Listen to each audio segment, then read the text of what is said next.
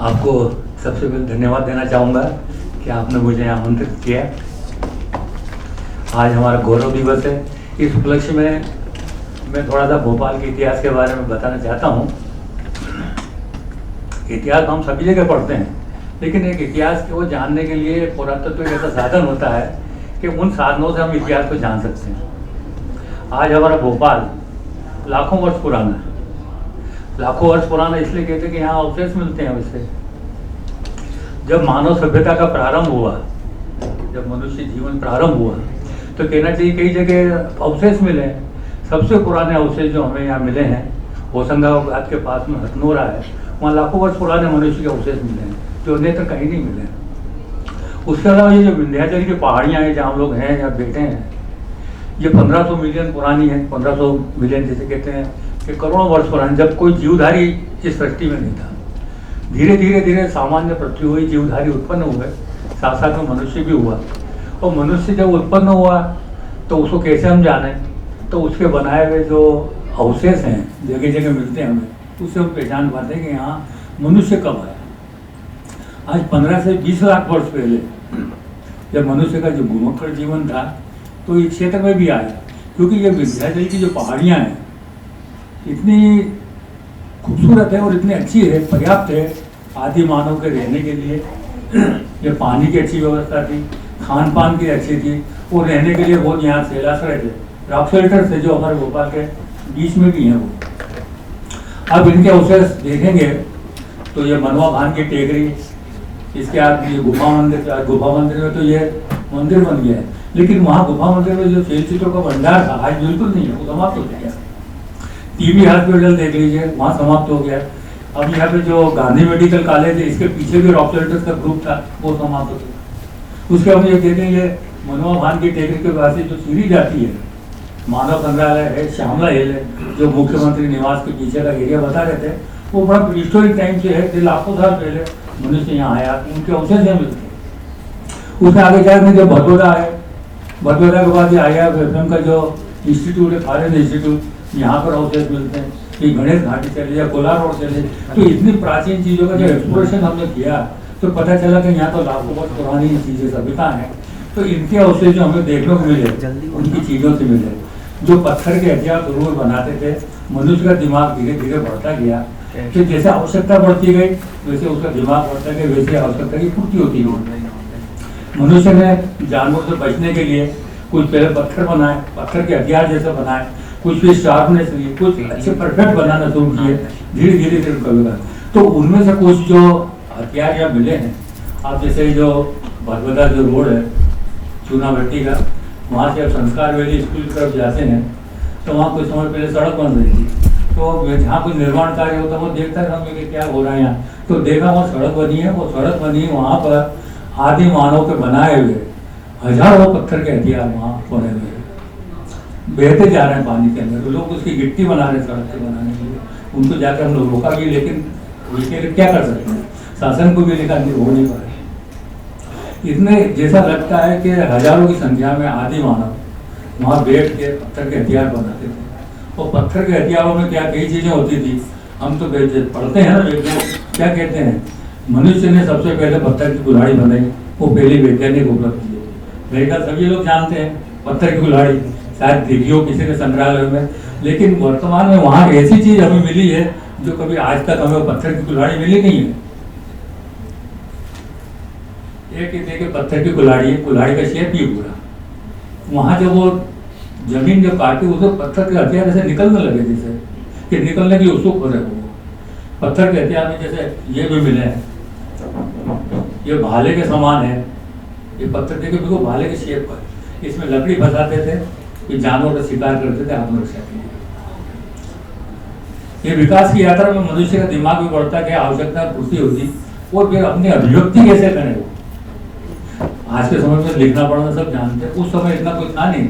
अभिव्यक्ति में जैसे आज कोई कलाकार है तो पेंटिंग बनाएगा, कवि है तो कविता लिख देगा, यानी अलग अलग तरह के। तो उस समय आदि मानव में कुछ ऐसे कलाकार भी होते थे जो कुछ बनाना चाहते थे। तो उन्होंने जहाँ गुफाओं में रहते थे तो वहाँ कुछ उन्होंने चित्र बनाना प्रारंभ किया। वो जो देखते थे वो बनाते थे। पहले सबसे पहले जब मनुष्य शिकार करता तो शिकार के दृश्य बनाते थे, और जब शिकार के दृश्य बनाते समय कोई शिकार करके इतने खुश हो जाते थे, नाचने लग जाते थे, प्रसन्न होकर उछलने लग जाते थे, तो उन्हें डांस करते हुए चित्र वहाँ बनाए गए, अभिव्यक्ति थे। और क्या जैसे जंगल में जैसे जानवर जा रहे हैं, ऐसे लाइन से जा रहे हैं, तरह तरह के जानवर, उनको देख के बनाने लगे। उनको देखने से ये पता चलता है कि उस समय, आज से हजारों साल पहले, वो एक क्षेत्र पूरा बड़ा पूरा जंगल से था, बड़े बड़े हाथी थे यहाँ पर, गेंडे थे, उसके अलावा जंगली भैंसे तो इसी क्षेत्र में थे। तो इसी क्षेत्र के अंदर जितने भी रॉक शेल्टर्स मिले हैं, मनवा भान की टेकरी से लगा के ये भदवदा तक है, जिसमें शामला हिल भी है, मानव संग्रहालय के पास, ऐसे ऐसे जानवरों के चित्र मिले जो हम कल्पना नहीं कर सकते। यहाँ गेंडे भी होते थे, हाथी भी होते थे, क्योंकि उनकी हड्डियाँ आसपास काफी मिलती हैं। नगौरा वैली में सबसे पुरानी हाथी की हड्डियाँ जो मिली है, वर्तमान हाथी से 1.5 गुना बड़ा होता था, जो मेमत जिसे कहते हैं, उस टाइप की यहाँ हड्डियाँ मिली वाकंडर साहब। आज तो इंदिरा गांधी मानव संग्रहालय बन गया है, लेकिन पहले बिल्कुल जो ये पहाड़ी थी, शामला हिल थी, ये पूरी पहाड़ी यहाँ से जो मुख्यमंत्री बंगले के पीछे से लगा के आगे धर्मपुरी देखा, जहाँ पुलिस लाइन है, जहाँ पुलिस की जो वो फायरिंग रेंज है, वहाँ तक थी। तो वहाँ की जो करीब 70-80 रॉक शेल्टर थे, जिसमें हजारों पेंटिंग है। तो वहाँ पेंटिंग जितने सुंदर बने हैं, उस समय तो कुछ हम लोगों ने संरक्षित करने का सोचा था, तो उसी समय ये मानव संग्रहालय का प्लान बना, क्योंकि पहले कलकत्ते में बनने वाला था। फिर 1977 में प्लान ये हुआ कि ये मानव संग्रहालय यहाँ बनाया जाए, यहाँ से सबसे उपयुक्त जगह है, तालाब का किनारा भी है, आदि मानव के रहने के लिए रॉक शेल्टर्स भी है, ये सब चीज़ें हैं। तो वहाँ हमने सर्वे करके जब देखा, जब उनको भी हमने बताया, तो वो उपयुक्त जगह लगी, तो उन्होंने मानव संग्रहालय को वहाँ बनाना शुरू किया। तो हम देखते हैं कि कैसे सभ्यता, तो वही मानव संग्रहालय जैसे आपको धर्मपुरी का एरिया देखेंगे, धर्मपुरी पीछे आपने देखा होगा, जब पुलिस फायरिंग रेंज है, वहाँ रॉक शेल्टर में बहुत बड़े मंदिर के हाउसेस हैं, कहीं से ला के रखे, वो 4वीं-5वीं शताब्दी के वहाँ ला के रखे। ये पूरे जैसे आज भी हम देखें मंदिर के द्वार होते हैं, द्वार शाखाएँ होती है, नवग्रह बने होते हैं, गंगा जमुना बनी होती है, वो उसमें बनी लगी हुई है वहाँ आज भी, जो बहुत कम लोग इसलिए नहीं जाते हैं, वहाँ के फायरिंग रेंज है, कुछ दुर्घटना ना हो जाए। तो मानव संग्रहालय वालों ने उनको कहा भी है कि आप इसे बंद कीजिए, काफ़ी विजिटर्स भी आते हैं, लेकिन वो काम बंद नहीं हो पाया, चल रहा है फिर भी हम जैसे कहते हैं वो कुछ चीज़ और ये बताना चाहूँगा, भोपाल का जो क्षेत्र है जिसमें गोंदरमऊ, आपने नाम सुना होगा, गोंदरमऊ जो वार्ड 1 है, यहाँ से पहले उसका नाम गोनार्द था। वो जो राष्ट्रीय राजमार्ग जो पुराने समय का था, सम्राट अशोक के समय का, 3वीं शताब्दी ईसा पूर्व का, वो उज्जैन से आता, दक्षिण पथ से, प्रतिष्ठान पैठन बोलते हैं, वहाँ से उज्जैन आता था। उज्जैन से गोंदरमऊ, पुराना नाम गोनार्द था इसका। राहुल सांस्कृतिक जी ने पूरा रिसर्च करके उसको बताया, ये गोनार्द जो है पुराने समय में पातंजलि का यह जन्म स्थान होता, ऐसा उन्हें मानते हैं। तो उस समय के अवशेष भी वहाँ मिले हैं, तो उसकी प्रामाणिकता को सिद्ध करने के लिए उस स्थान की आर्कियोलॉजिकल सर्वे ने और स्टेट आर्कियोलॉजी का उत्खनन शुरू किया, लेकिन कुछ कारणों से काम नहीं हो पाया। लेकिन 5वीं शताब्दी तक के अवशेष वहाँ मिले हैं, 5वीं शताब्दी ने गुप्त काल तक के। तो वही राजमार्ग सांची जाता है, क्योंकि पहले जब जो भोपाल राज्य था उसमें सांची भी इसी में आता था। तो सांची के जो अवशेष है वो तो अब जानते हैं 2300 वर्ष पहले से है, तो वहाँ पर भी ये सब चीज़ें ये चलती थी। तो वहाँ से जो विदिशा राजमार्ग जाता था, तो वहाँ हाथी दांत के कारीगर होते थे।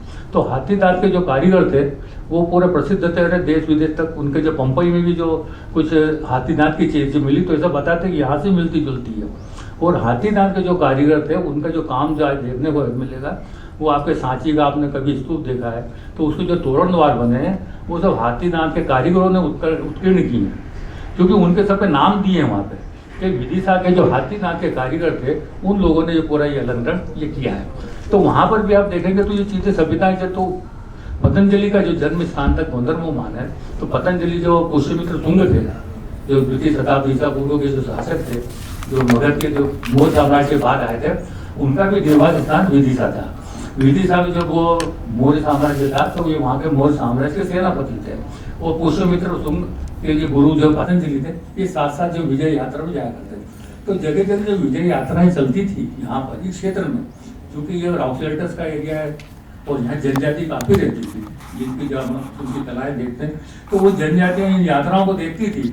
तो उन यात्राओं को वैसा का वैसे उन्होंने वर्णन क्या कहते हैं, चित्रों के रूप में या गुफाओं देखने को मिलेगा आपको। आप यहाँ झीरी जाएंगे, थोड़ी दूर पे झीरी है, यहाँ से उद्गम है, आप झीरी में आप देखेंगे बहुत इतना बड़ा विशाल रॉक शेल्टर जिसमें 500 आदमी एक साथ बैठ सकते हैं, इतना बड़ा शेल्टर है वो, प्राकृतिक रूप से बना हुआ। उसमें जो विजय यात्राएं राजा की बनी, तो पूरी दीवार भर जाए, इतने बड़े बने हुए। तो उसमें राजा जा रहा है, राजा की कैसे पहचान होती है, उसको कोई छत्र होता है, उसका घोड़ा अलंकृत होता है, आगे पीछे वो ध्वज लिए लोग होते हैं, वो पूरी यात्रा होती है, वो सामने युद्ध करते जो दूसरी सेना आती है वो उसके सामने बनेगा। तो इससे पता चलता है कि आसपास जो राजा महाराजा इस रूट से जाते थे, जो उनका राजमार्ग था, तो इसी रूट से जाते थे और ये जनजाति के लोग उनको देखते थे और वो युद्ध के चित्र बनाते थे। तो ऐसी ऐसी चीजें मिलती। अश्वमेध यज्ञ का हम सुनते हैं कि विक्रमादित्य के समय भी अश्वमेध धुंध पे होते हुए यज्ञ हुए थे, तो उनकी यात्राएं भी इधर से निकली थी, कई जगह ये यात्राएं। तो उनके सचित्र जो वर्णन है कहना चाहिए, पहली शताब्दी ईसा पूर्व में विक्रमादित्य हुए थे, तो उनके समकालीन जो चित्र यहाँ हमें मिले हैं, भीमबेटका में देखते हैं अश्वमेध का बहुत सुंदर चित्र है, उसी शैली में जो पहली दूसरी शताब्दी की शैली में है कि विजय यात्रा जारी है, एक व्यक्ति घोड़े को पकड़े हुए है, उसके पीठ पर ध्वज है और सेना जारी और दूसरी सेना उनसे युद्ध करने आ रही है। तो ये प्रमाण मिलता है हमें, क्योंकि हम देख रहे थे रामायण महाभारत में पढ़ते ही अश्वमेध के सब चीजों के बारे में, लेकिन प्रत्येक प्रमाण हमें पुरातात्विक जो है चित्रों में देखने मिलते हैं और उनकी डेटिंग भी हुई है। डेटिंग भी उसी पहली शताब्दी ईसा पूर्व से चौथी शताब्दी तक इनके समय मिलता है। तो इस प्रकार की जो चीजें हम देखते जाएंगे तो कंटिन्यूस में 10वीं 12वीं 11वीं 12वीं शताब्दी तक चलते ही रहते हैं। उसके बाद कहते हैं राजा भोज के खबरें के बारे में तो हम लोग सब जानते ही हैं, लेकिन जो भोपाल के इतिहास की सबसे जो पहला चरण है वो आदि मानव की सभ्यता है और उनके अवशेष यहाँ पूरे पहाड़ों पे सब जगह मिलते हैं। तो उसमें यहाँ हजारों की संख्या मिलती है, क्योंकि मैं तो कुछ लेके आया हूँ, यदि कोई इच्छुक हो जाने के लिए तो आज कभी भी हम जा सकते हैं और हम प्रैक्टिकली बता सकते हैं कैसे हथियार बनाए जाते थे, वो कैसे यह डिपॉजिट हो जाता था, वो कैसे एक ऊपर तहल लहर जलती थी, वो कैसे उनकी डेटिंग होती, ये चीज़ें उसके